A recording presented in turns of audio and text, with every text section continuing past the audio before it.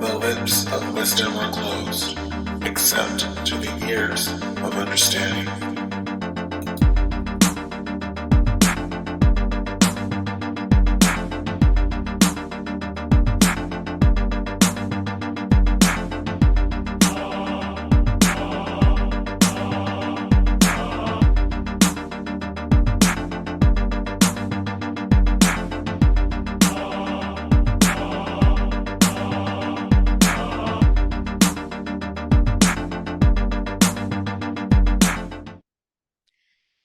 Hello, everybody. Thank you for joining me again for my second ever podcast, the Living Lilith Podcast. I'm Criselda Pacheco, your hostess, here with entertainer extraordinaire Jezabelle Jax, and I'm so excited to have Jezabelle on this podcast in particular because a lot of people in my life and people who've been following me on social media for a little while too know that I was a stripper for 20 years.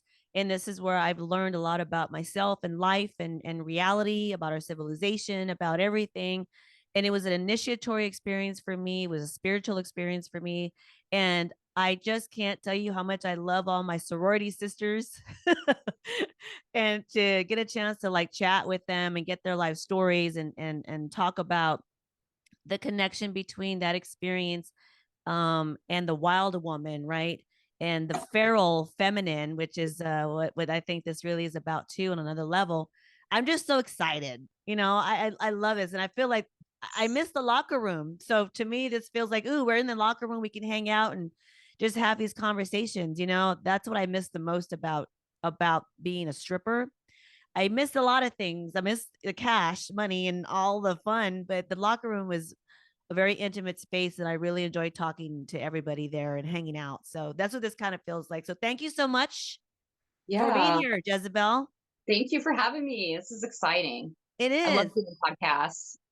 Yeah, well, you have a really wonderful story, and I've been following Jezabelle, everybody, on Instagram for a couple of years because I followed Antonia Crane, who is a woman who wrote a book. I can't remember the name of her book, and I'll mention that book in the link here too when this is published. But she wrote a book about her stripping experience in New Orleans, particularly I think at Penthouse, and that's where she danced, and that's where I worked too. And I met Jezabelle, and I didn't meet her. I haven't met you yet in person, but I connected with you on the internet on Instagram because you were on a video with Antonia, and you guys were going live on her channel, on her Instagram page, talking about being a Gen Xer, right? Yeah, an older. That. Yeah, I mean, and I loved it. I loved the things you said. I wanted to like join in. I was like, oh, I was like a fangirl. I was like, I want to talk. Yeah, the Gen X crew. It's like a few of us. Yeah, right. It was so awesome because I was feeling the same way. I was like, it's so weird. So let's start. Let's start there because I think that's a really cool place to start regarding like being an entertainer right now, a stripper, burlesque dancer, which I want you to talk about, but also first being somebody who's not 25 doing it, right? Yeah. Yeah, I know, right? And that experience of being older in this industry that's now it's trending. So it's trending to do all this. So talk about that a little bit, and then we're going to get into a lot of other things, your story and so on. So I feel like I'm doing a lot better actually now. I do a lot better financially. Just like I'm not as, my conversations are more real with people. It's a little bit easier in that way. Right. Yeah. Right. So, I mean, I'm actually will be 44 in April. So yes. And I've been stripping since 1997. And I started when I was 18 years old. So yes, I have this whole span of different ways I've been and what areas I've been in. I think at 25, I was more interested in having fun and kind of like, yeah, I made money because I didn't have to, I guess I didn't have to try as hard, but now I'm older and I like talking more anyway. And I like Mm. being a little more real anyway. And so I'm getting those people. And so there's always a place for like the Mm. older people. And there's been women that have danced a lot longer than me and they make money, you know? I mean, it's just when the club starts kind of, you know, pushing Yeah. you out because of your age. And that's a thing that does happen in a lot of places. That doesn't happen to me here. But Right. Yeah. actually, I'm pretty impressed with how much everybody respects like the fact I've been dancing there so long and like things like that. Mm. And maybe it is the times Mm-hmm. because, you know, there's more information and people talking about it. So that's really great. Do you find yourself in kind of a mentor role sometimes for a lot of younger women? A whole lot, and but sometimes I have to work too, so I'm like, well, if you know, I teach classes or you can ask for like private, Mm-hmm. you know, like sometimes I'll be like working and they'll be asking and I'm like, I'm trying to like, you know, I try to give out information and at some point it is a lot to give out, you know, like when I Right. do offer some services, you know what I mean? Like in those ways, like really cheap private classes and stuff, you know, and I offer dancers that and I'll like teach. My club is really nice. They've let me teach a yearly class where I teach things like etiquette or like get on the stage and show people like very new Oh, dancers. wow. Yeah, when I was out of the club more and I was doing bartending and a few other things for a Mm-hmm. little bit, the club would let me come in and still do that. So they still held me in like a good space. So yeah, I'm finding growing in this industry where I'm at is hopeful because it's a small town too. You Right. know, but like I don't know if that happens like I mean I travel still and dance a little, but Mm-hmm. I'm not like one of the elders in the club, you know, so I don't know what it's like for them really. So like talking to Oh, some of the older people or hearing stories, I search for that because there's very few like, you know what I mean, that I can like ask or like right. hear their side, you know. So That's no, why I ran that's across you all. no, that's all good because I love the whole idea of talking about time and generational differences inside of this one space, right? It's like Yeah. I'm imagining like when I go back into some of the clubs I've worked at and I look at the stage and I see the inside. There are things that have changed, and I've danced and lived in different states and things like you, but you definitely travel a lot more than I did. I would go there and then stay and live. I'd go there and stay Yeah. and live, and that's kind of what I did. But to go back to these clubs to see how much they have changed, if they have changed at all. Sometimes they've you know they have different chairs and things like that, but Oh, it's very nostalgic, right? So, but the generational changes though with the younger women or just every generation of women that come through those doors. Uh, you said you started when you were 18, yeah. and that was back in you said 97, 1997. Yeah. and was it at the club you're at now? No, I started in Houston at Heartbreakers. So let's Um, talk about that, like your experience when you yeah. first started. Why did you start dancing? What was happening? What was your Well, life like? most girls back then started out of necessity because it wasn't the popular thing to do. Hmm. So I That's found yeah, like that kind of thing definitely more different than now. People are there because it's like kind of celebrated, and that's lovely. I'm glad that we're there. hmm, But back then it was really underground that way, where it was a space where people who didn't graduate or were in foster care or had children before they were like 20, you know, and like or in like they were all like most of them had situations or wanted to go to college and had to pay their way through. Now people do it because it's celebrated more, like a whole lot, which is neat. That's interesting. I'm glad to it live in is. both, spawn both things. So I might be Right.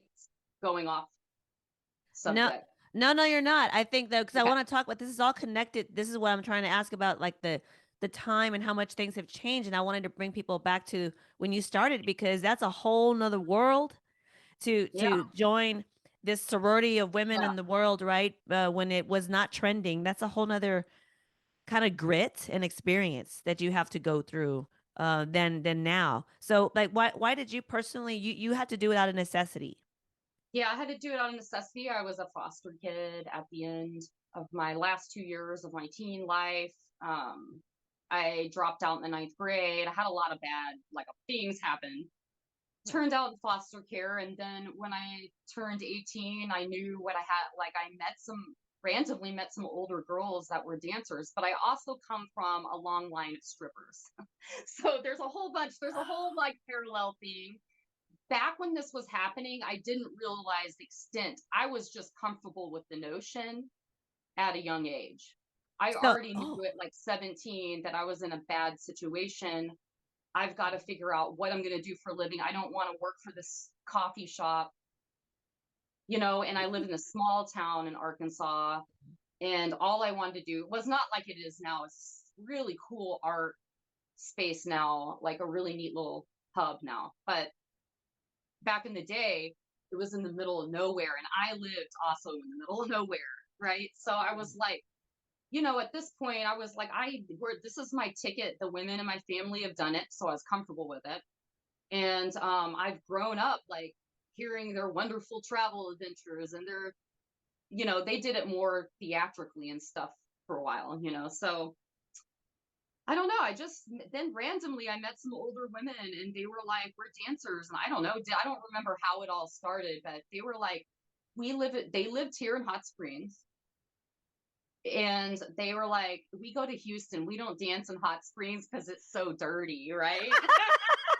So that's how I wound up in Houston, or I would have started here because I already wanted to. yeah. And so they drove me, and I didn't know back then you couldn't Google that. Right. You couldn't get online and be like, stripping, how do I dance? How do I ask somebody for a job at the club? What does it look like to strip? No, the girls stripping in videos and stuff back then they didn't hire real strippers. It looks, now at least they look like real strippers, Right.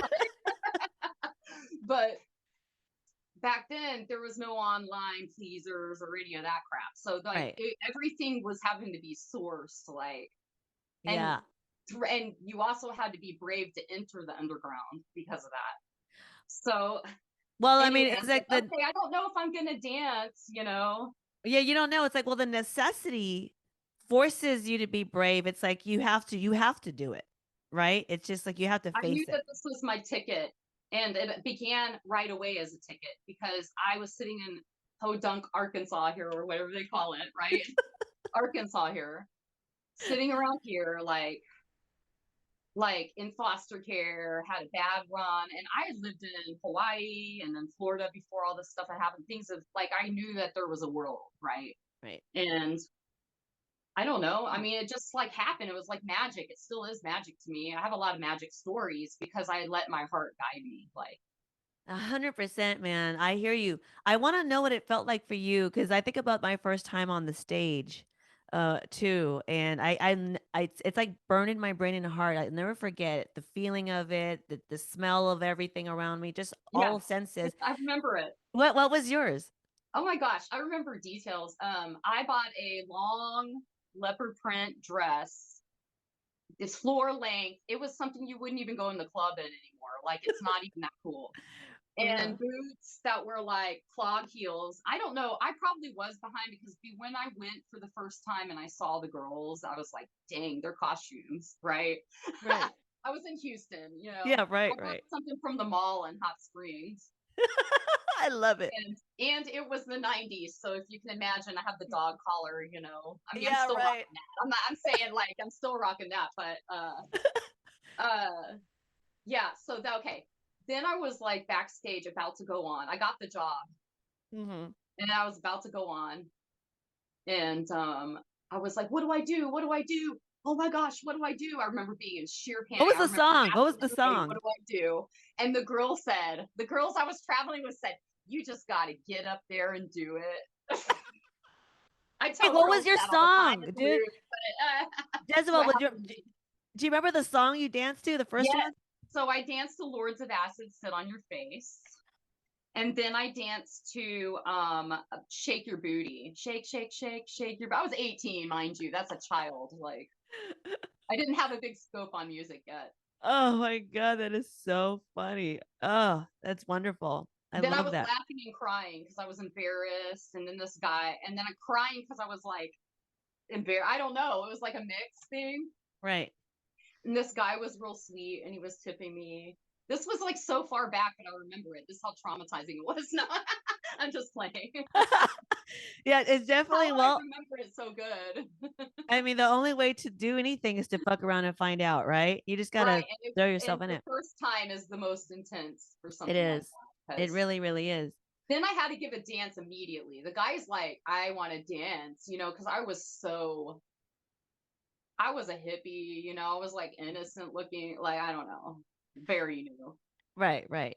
And so he gets a dance and I remember that too. He was very well behaved, but it was awkward as hell. Nobody showed me how. I was just watching another girl before and Right. just did it. You couldn't look up videos. There were no classes. I know. There's nothing. There was Nothing. no That's why it Instagram. was for the desperate people back then.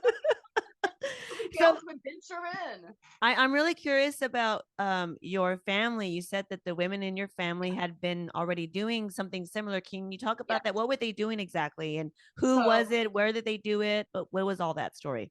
the women on my mother's side of the family date so far back.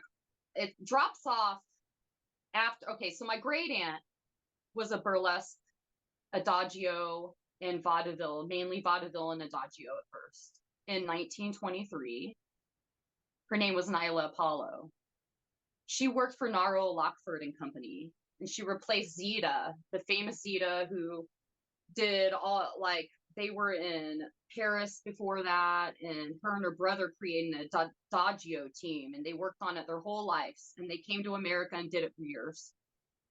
Well, when the sister wanted to leave, my aunt replaced her in their show. She was very, very good. She was a headliner, and she worked for him until he died. And then she continued to do that. It turned, I have pictures, I'm still trying to research it all, of her doing burlesque in the 50s. So she became old in the industry too. And in that time it had changed where she was like pasties and, like, you know what I mean? Oh But God, when yes. she started in the 23, she was 15 years old when she started. Wow. So before her was my great grandma. There's little to know about her. All they said was she was a wild poker player. So what does that tell you? I don't know. But I don't know how far that goes back. I'm really trying to research, and I'm trying to learn how to research because it's kind of like a lot. And because you can't, this stuff is not on internet. Like, Right. I'd like to learn more, maybe take a class on like how to research better, because it's just kind of overwhelming. Oh. Like, I would love to get deeper into that. Well, maybe some of the listeners here might have some ideas. And if Yeah. you're listening to Jezabelle's story, like if you have any ideas about where she can start, please share, because that would be very fascinating for you to, Jezebel, to like to resurrect the story of your feminine line. I mean, you're living it out again, Yeah. like it's in your blood. Yeah, and I inherited all their things. So it doesn't stop with her. My aunt became a headliner striptease artist from the 60s to the 80s. And I have all her things. And where And was she? her name was Windy City. She was that was her stage name, WENDYSITY. I love that. And she was from Chicago, and she wound up traveling all over and headlining, and my great aunt got her into it. So it became a family kind of. Then my grandmother was a stripper for a while, but she couldn't handle it, and she did theater, and she started the Waianae Dinner Theater in Hawaii. It was the first dinner theater in Hawaii on the beach. Oh, wow. Yeah, they moved down there and made a local theater, and it was the first thing that they've ever seen like that. They got a thank you letter from the state of Hawaii saying they brought so much art to that Waianae, that side of the island. So that's how I was born. That's how I wound up like being born there and stuff. But Oh then my my God. family, yeah, my family's theater and performance stuff. Then my mother was a stripper for like 7 years. So, but she started Wow. after me because she felt like she was the only one who hadn't. She was always in the theater and art and stuff. And where does she do it? Where does she dance? So she doesn't dance anymore. She owns a dog grooming business. But she started stripping and stripped for about 6 to 7 years after I started, after she saw that it was, and she was in her 40s when she started. So she's still Oh like, wow. yeah, she was able to do it for a while. Yeah. So she stripped up She just until works like here. up until like her 50s. She kept going. Yeah, like she danced probably, yeah, till her 50s. Oh Little my bit God, that is at the end. so Not as much, amazing. but yeah. And I'm telling you, I'm turning 50 in June, and there's a part of me that wants to But kind of good. go back and just do it again a few more times. It's just to kind of really for the nerve of it, just to do it, you know? You can make money though because you're smart.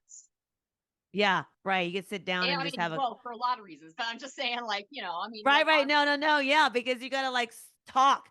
But I was always like that anyway, too. I always wanted to talk. 'Cause I always was curious about people and yeah, their stories and like why were me they too. there? Yeah.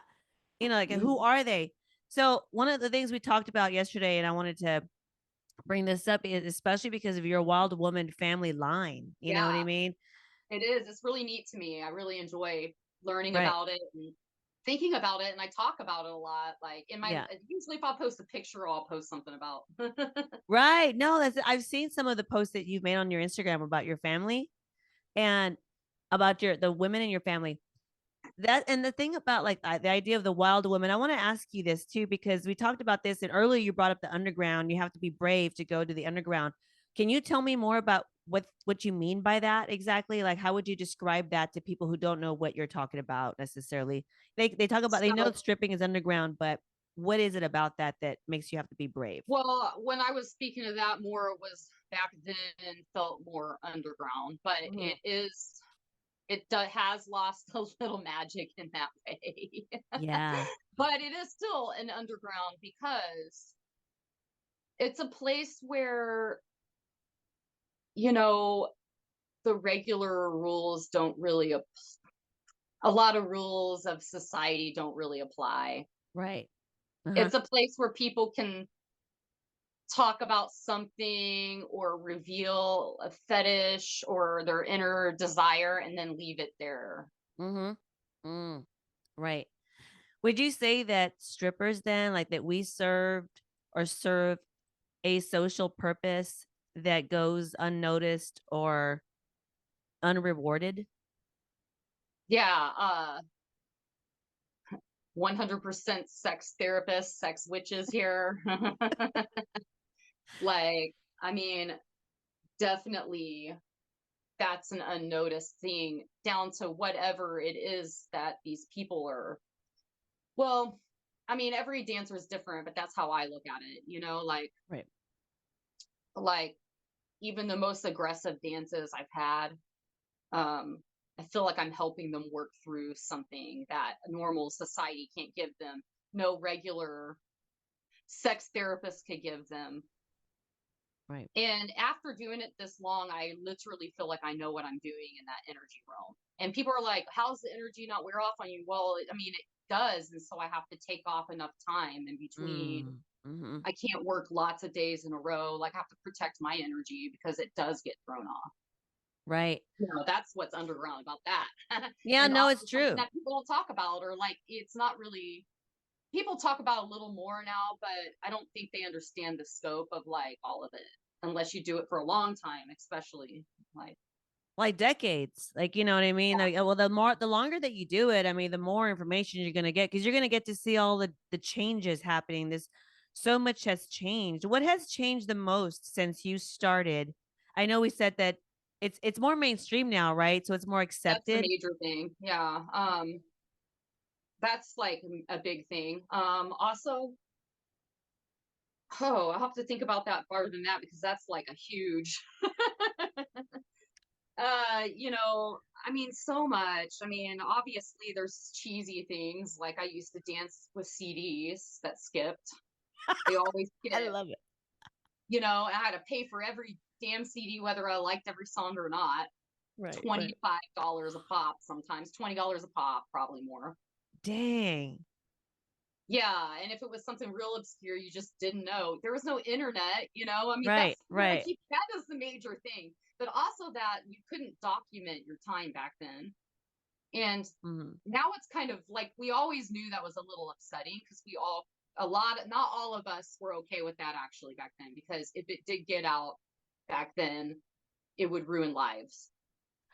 Ruined Like, completely. Yeah, that's yeah, for sure. ruin lives. It Hmm. would even ruin your life at the restaurant if the lady's like, "What do you do for a living? Why are you hanging out with so many ones?" Everybody. And so I stopped like caring about making up something. I'd be like, "You ask, I'm gonna tell." I mean, way back in the Right. thousands, I said I'm a stripper. Right. Right. Glasses would break. I mean, literal rude people after that. Like, you Right. would not believe the stigma was so thick then. It's definitely not thick anymore. I don't care what anybody says. It's not even that bad It's anymore. not.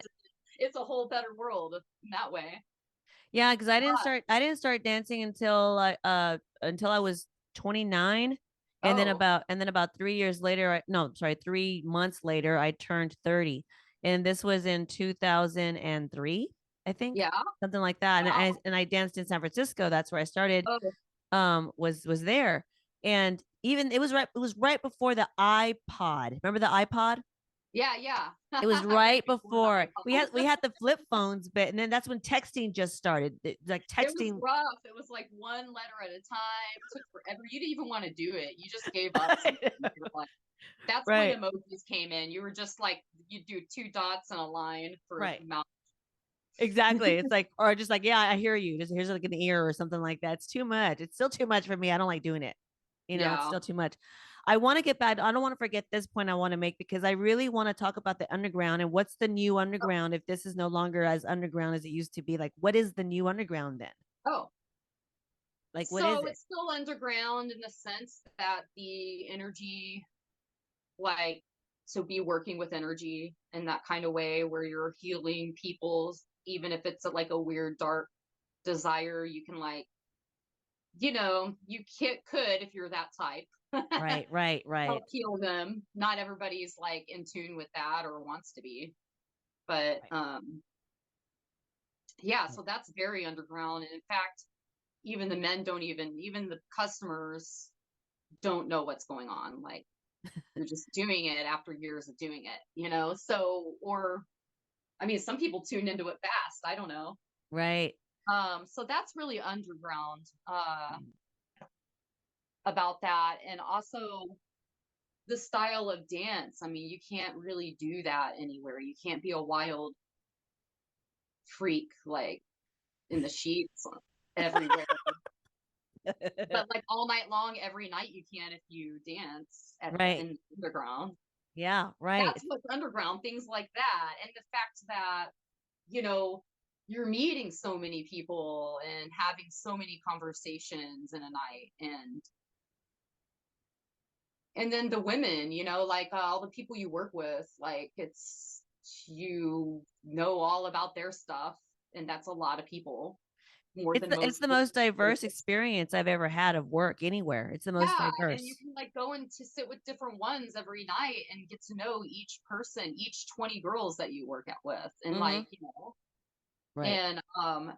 and then you're like, everybody's just so different, everybody's just born like they're just so different, it's so neat, like Yeah. I love that. Yeah. And but really I think the most underground part of the work is the energy work.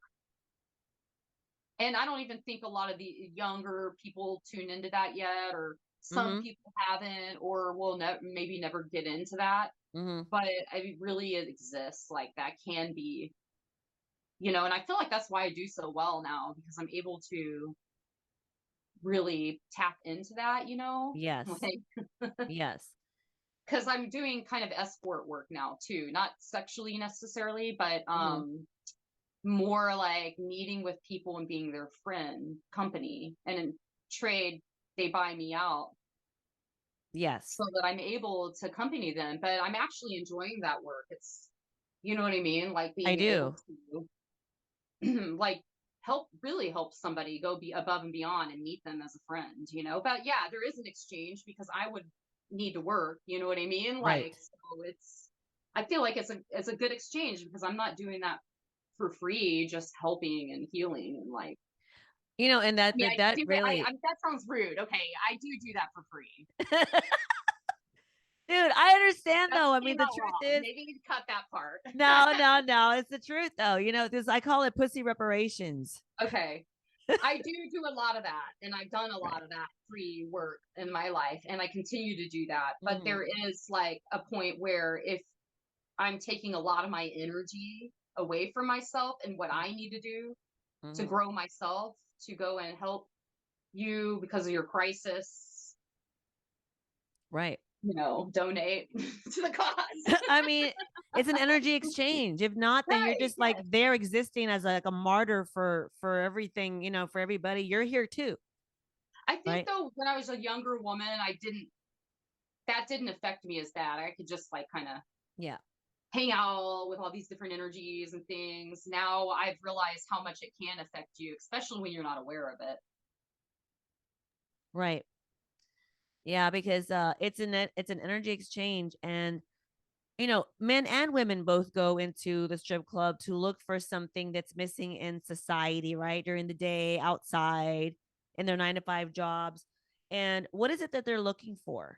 Even if they don't know it, how would you describe it? Yeah. So, um, well, okay, I think it's really fun for one to go in a place like that because instead of just going to a bar where you're like having to talk to all these people, Mhm. you're watching like people do art on the stage, like be really good and creative. Like, I don't know, that I mean, I noticed that my whole life. Like, it's a fun atmosphere. Mhm. Like, it's me, it is too, but I Yeah. love it. I've been there so long. And it's just probably a relief not to have to talk a whole lot or choose who you kind of want to talk to. And you got the company of, you know, the energy of somebody, and it's like you can tell them anything. You know what I Right. mean? Right. Like anything. And it's kind of like we're like the priestesses are underground and the priests are overground. You know what I mean? Where Yeah. like the priests of the Okay. Catholic Church, like you have to go to, they have a brick and mortar place, a church, you go there, hello, blah, blah, blah. You knock on the thing, they talk to you. It's all Yeah. official. But the woman or the feminine who takes your confession, she has to be underground in the dark, naked, right? To receive Right. confessions. There's an interesting polarity In the there. cave. She's still in the cave. Yeah, she's the wild woman, right? She's a force of Yeah. nature. Woman in the cave and the man in the Yes. Okay. outside in the daytime. So you have to go to the cave to confess to the feminine. That's where she's waiting to receive your confession. But the Yeah. masculine is outside in the sun, the daylight, you know, at the church. So I just think it's I noticed that, right, as a stripper myself, where I had It's to be true. naked, underground in the dark in this red velvet plush, whatever. Right. And it's all like dingy and so, you know, but it's so real and so primordial and so natural too at the same time, right? So Yeah. yeah, that's what I enjoyed about it, is that I got to be a force of nature, and I think that that's what that is, right? They want It to is. return to that space. It's definitely being more primal like vibe. Like, and then so to bring it out of that though, that's why I entered burlesque. Ah, So it would save me and I could right. like do something that fueled that spirit of the dance. It didn't fuel the work I was doing, but I needed a break from it at Mm-hmm. points. Right. After doing this so long, you need breaks. I mean, I did. I mean, I can't Yes, imagine doing it this long without having some you breaks. have to. Yes, you have to. And I wanted to It would ask be you anyway. amazing. If you could, you'd be amazing. I mean, I don't know, man. If you could That's keep some. going, I don't know. I don't think it's possible, honestly. At some point, somebody has to take some break. You know, Yes. I love that you did that and that you transferred that energy into burlesque. So that's why I wanted to ask you about that. Like, what's the difference between um the burlesque experience and the stripping experience? They're completely different worlds, even the dance. So burlesque is like taking an inner vision and creating a work, theatrical, for me, creating a theatrical story. Yeah. But I did feel naturally good at it because of the work my family was in and the flyers I grew up with, and then also being a stripper for so long. I started doing burlesque probably in 2003, and not regularly. I just would like, oh, there's a burlesque show, I'll enter it. You know what I mean? Like here Right, in right. neighborhood. And it wasn't like a scene. I never entered the whole thing like it is now. And I don't know, frankly, I don't know if it was like that then. I don't know, because I never was like somebody who wanted to go to a lot of festivals or concerts or anything. I Yeah, right. traveled for like nature reasons more, you know? Yes. So, so yeah, I would do burlesque shows if it was like convenient, it was there, and I loved it. And I wanted to develop that in my life like the whole time. And I was dancing away, you know, and I felt really good at striptease just in general. Like I've always been good at the dance part and focused on it. Mm-hmm. And, so burlesque started happening a little. And now I'm really into this burlesque. Now I've been doing it 11, maybe 12 years straight with the Foul Play Cabaret and a real troupe based out of Hot Springs. They're pretty awesome. Oh my, And I love watching your videos on Instagram. I they are, love it. and they're individually so talented and award-winning individuals. I couldn't have asked to been a part of like, that's why I wound up staying in my hometown, because I was traveling a lot before that. Mm-hmm. So the Foul Play, okay, so the show is different than stripping because the show is a place for the artistic side of the matter, or to utilize the skill that I've learned from years of striptease to create this theatrical stories that I have going on in my head, or like experiences that I've lived that I want to tell through dance. Because I think that been an artist, I've been a writer, I do all these different things. I'm a costume maker. But I feel like telling the story is the reason I do all that. Like I'll draw it, I'll create it, and then I'll tell it. And a lot of times it is stories in my life. So burlesque gives me the opportunities for that. And it is a good way if you were spent years stripping, you wanted a break. It's a very good outlet for that, because I found that the hardest is not like at points where I wasn't stripping, I would crave it. So that actually filled that hole for me energetically. But I went, when I was ready to go back to dancing, because I never wanted to quit, I just need breaks. Right. I wound up back. And so stripping is, I'm trying to stay on cue. So stripping is totally different. It's way more primitive. It's just grindy, grimy, especially where I work. Yeah. It's wild. So it's just another dance, a whole another dance to really seduce, as in burlesque is to tell a story. And you could tell a seductive story, of course, but I mean, really you seduce like erotically, like in a real erotic way, like right in front of them, as opposed to back to them more with burlesque. Right. It's more, you take the old school ways of stripping and apply that to burlesque, and burlesque still has those rules to an extent. Well, does stripping come from burlesque? Yes. So burlesque is the first stripping, you know what I mean? It was, but back in the day, they didn't just go on the pole and get naked like we do, right? Yeah, right. They had the whole thing, right? It was a different world. And so burlesque started with that all the way 1700s, maybe before. Right. I'd like to know the exact dates. And like I said, I have that in my family dating back as what I know for a fact, 1923, and multiple family members. So I really love the history, and so I fit in with that.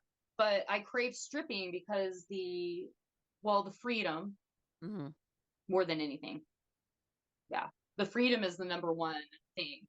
The freedom to be able to travel and I'm older. I don't get jobs just everywhere anymore. I was just in Tucson. I worked there a lot.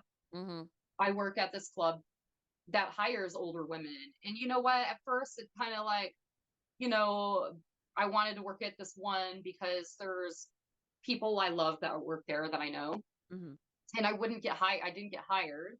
And that's never happened to me. I'm really talented. Like, you know what I mean? But the age you are. Yes. show. And that's okay. Like, I'm not like panicked, right? I mean, right.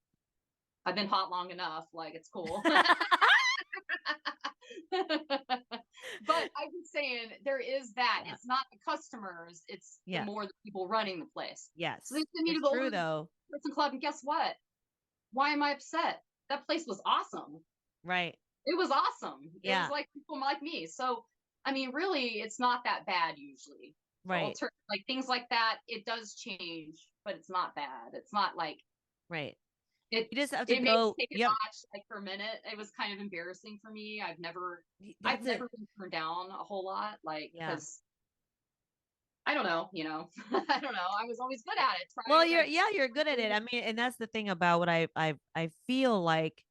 I don't know. Maybe it was like this back then, and I didn't notice, and that's clearly something that's possible, But I feel like right now the mainstream idea of the stripper and how she expresses herself on social media and everything, and the way she's highlighted, it's always this very young, impressionable person, right?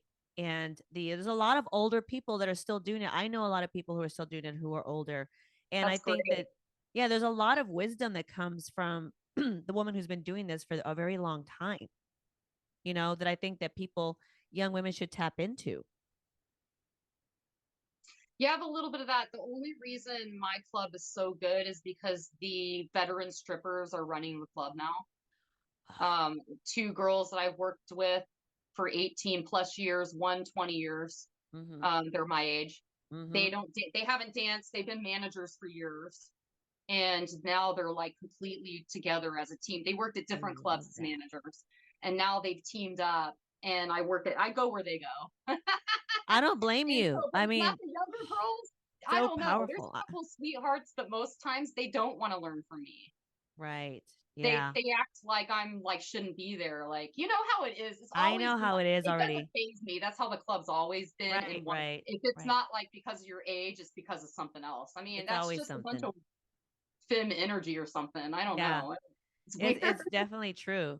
It's definitely true. I've never been like that, but there's not that. There's a lot of that. Dude, you're making me want to go and work there with you and those other gals.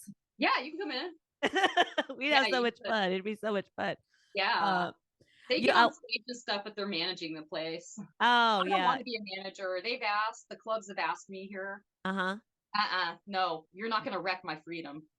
Well, that would definitely wreck your freedom. For any other reason than to be free. Yes. No. I don't blame you at all. You're not calling well, that's interesting. You have to come in. how do women run the club in a different way than men run the club? Is there any real difference? I have only worked for maybe another woman that ran a club, and all of these women have been strippers. So I don't know what that would be like for a non-stripper to run it as a female. Right. But males, let's just face it, they've never been strippers typically, and then if they were male strippers, it was probably a little different. It's very different. It's very different. So, but I'm, I don't know. Yeah. So I don't know. They're just, bossy, picky. A lot of the managers, it's their own tastes. They're nice. It's a flirty thing. Right. And then I've had them straight up mean to me. The last one just never liked me because he was a bouncer for years, and then he became the manager, and then he was just against. I don't know why. I don't know. He just got weird, and so I went over there where the veteran stripper was running the other club, which put a dent in my money because the other club's not as good. Oh. So I waited it out until he got fired.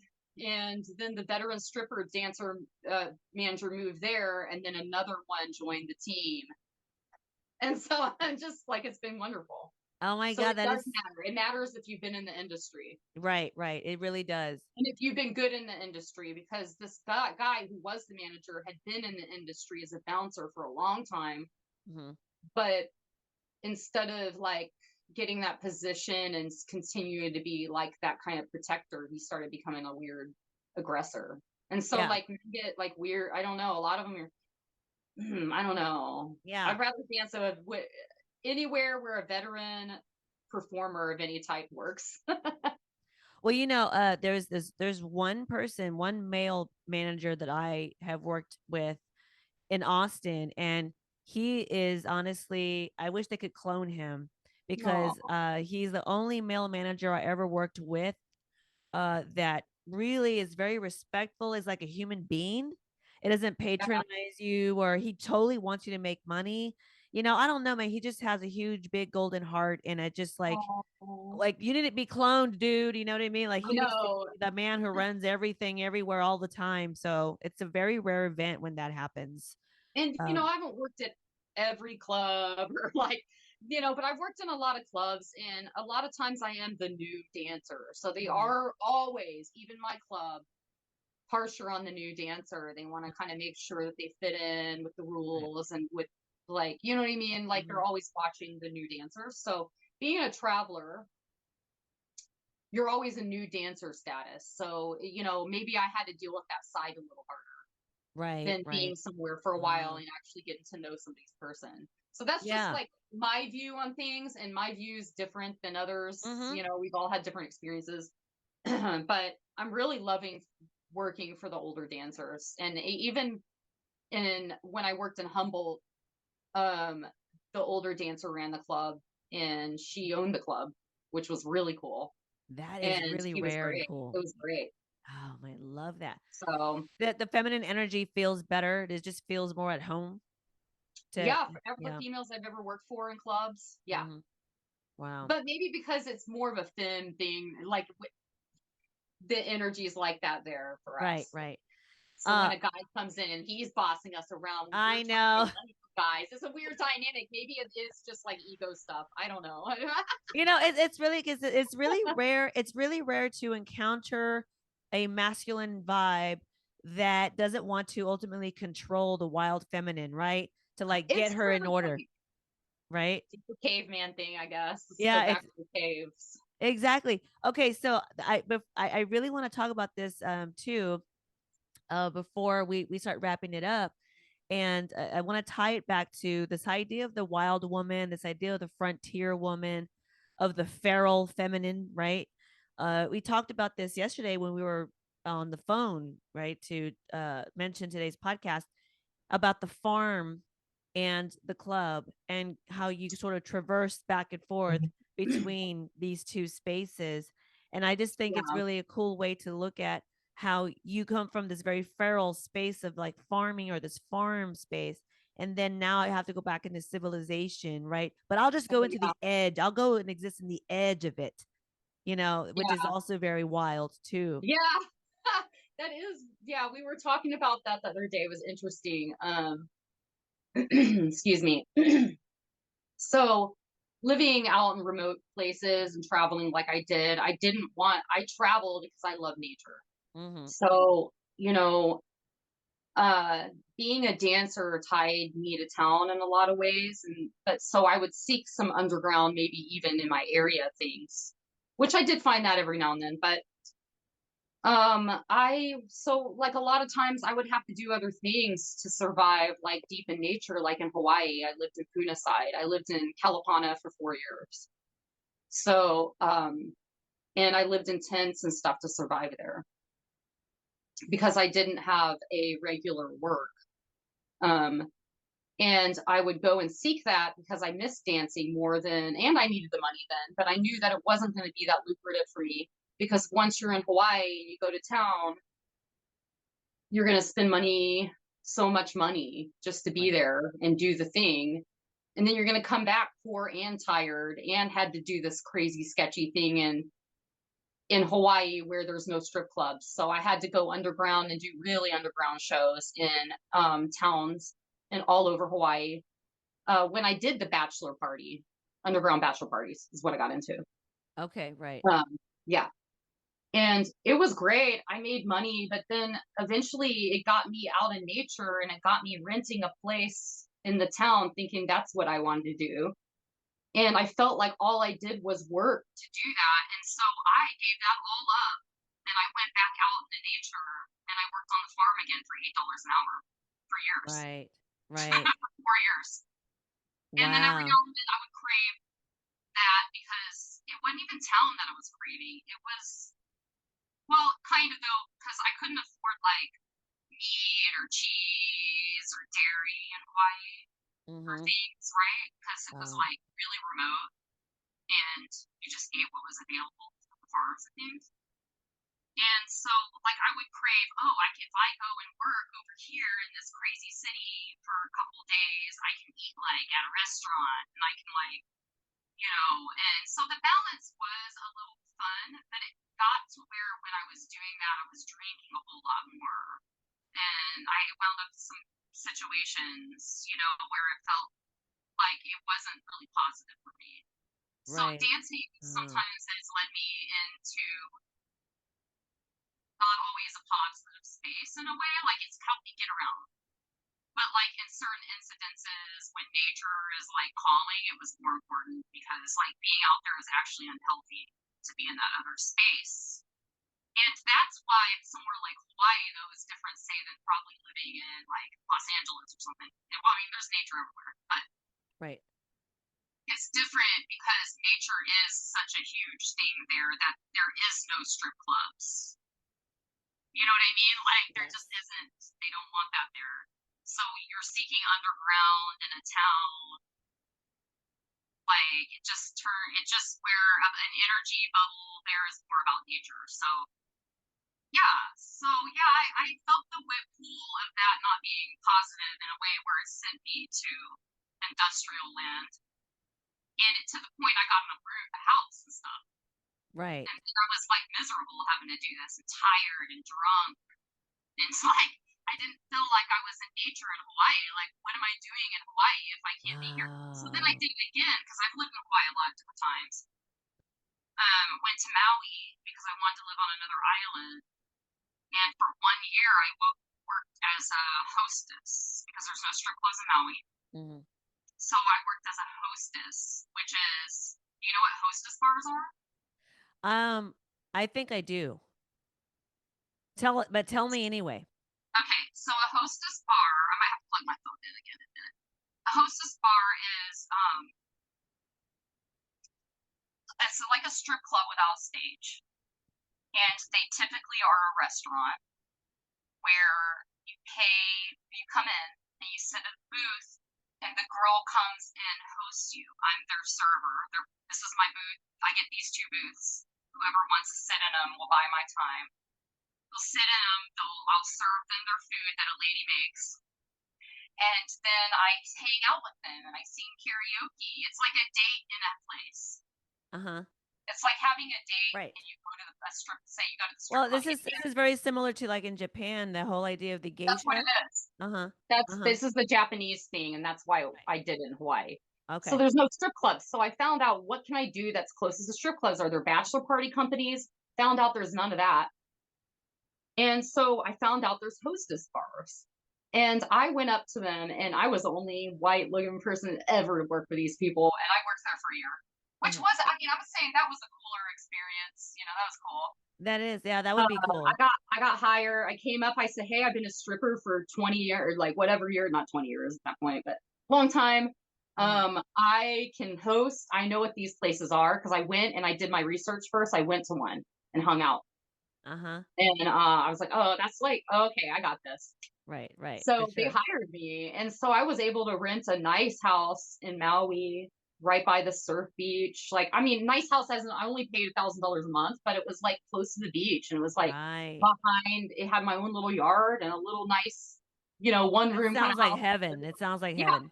And so, and I would ride my bike there because it was right down the road. It's not a big deal out there. It's like. And what year was this? God, that was 13 years ago. Okay. Yeah. So I guess, it feels like that's the last big thing adventure. Yeah. So,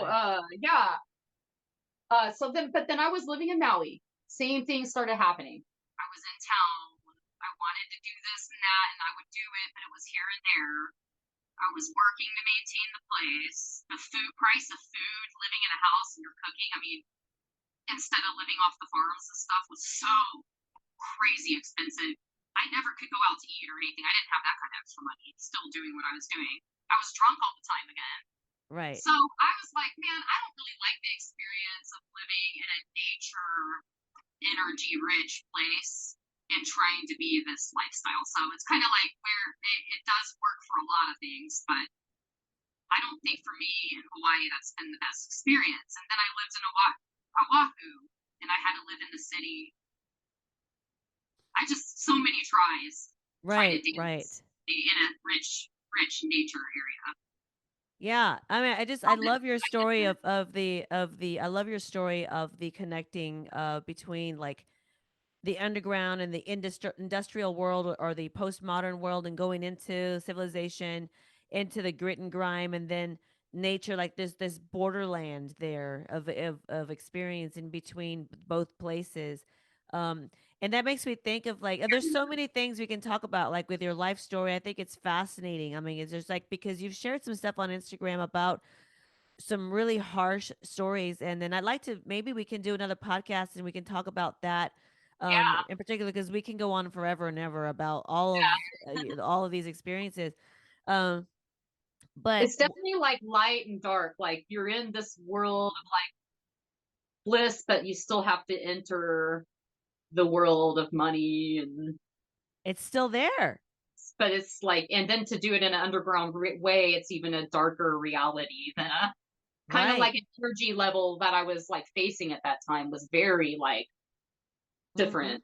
Anyway, It's more there's more high contrast I think then there is now.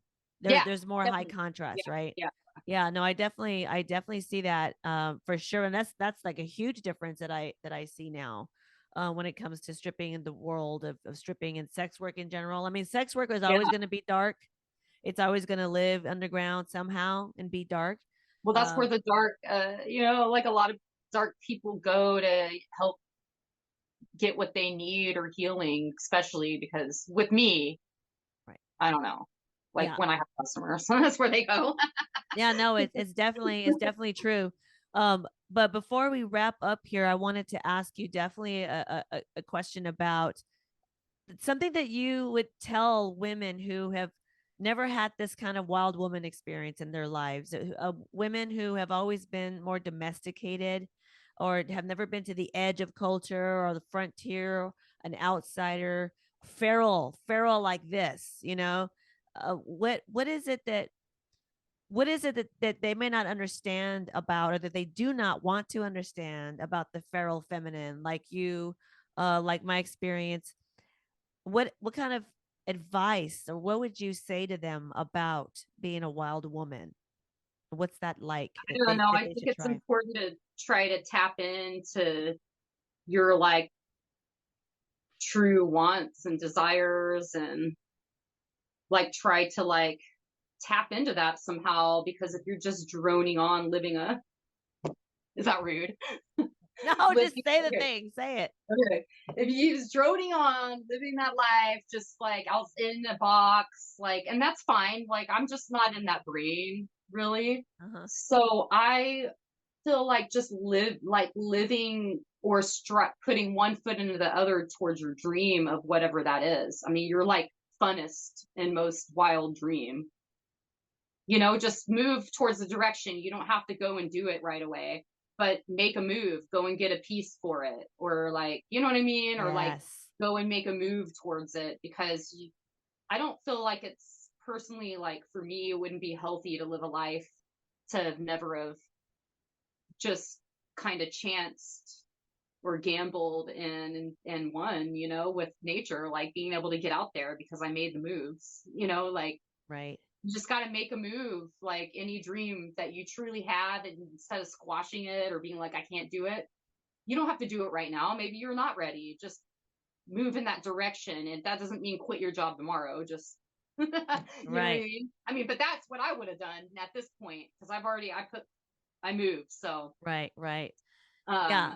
If something gets in my way, they're out. It's out. It's out. I know what I want to do and I'm going to do it, you know, and that's not get rich either. That's more like travel. So, Yes. No, right. and I don't know what that Experience. is. It's got an undying need. Experience something very different.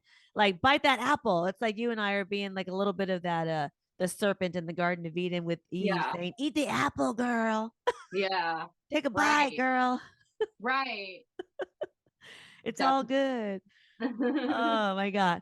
Well, Jezabelle, we're going to go ahead and wrap up now, but there's just, look, you and I, we can talk forever and ever and ever. There's just you're so easy much to talk to, more than most. Oh, that's good. I'm glad. I mean, this has been fun. And this is actually very much like the way we probably would be in the locker room if we worked together at the strip club. We would just be hanging out. If it was dead. You. But these, like, some of these young girls probably would like lose interest. They'd be like, oh gosh, they're so weird. I know, right? Because they're like taking selfies. They're taking selfies on Instagram right now. Not all of them. Just I know. There's a few. Don't get mad. Don't get mad. You think we're weird. All right. Oh, I love it. This is so much fun. I want to have you on again for sure. Fun. I like it. It's fun. I like doing it. We'll talk about all kinds of other things. And I really appreciate that you took the time to come on today. Yeah, I'm enjoying it. Well, I mean, so I'm going to share with people where they can go and follow you on Instagram. All the links I will share here on YouTube, the links here and there, anywhere I share it, I'll definitely share your links with people as well. So is there anything that you'd like to close with? Anything you want to say? Well, I think I've said everything. I should think of something, right? Oh my gosh. I don't know. Well, it's time. That's all, folks. That's all, folks. All right. Well, we'll see you soon again. And everybody, thanks again for tuning in. And until next time. All right. Bye. Bye. Thank you very much for listening to me. If you did. If you didn't, then you're a bimbo. Bimbo.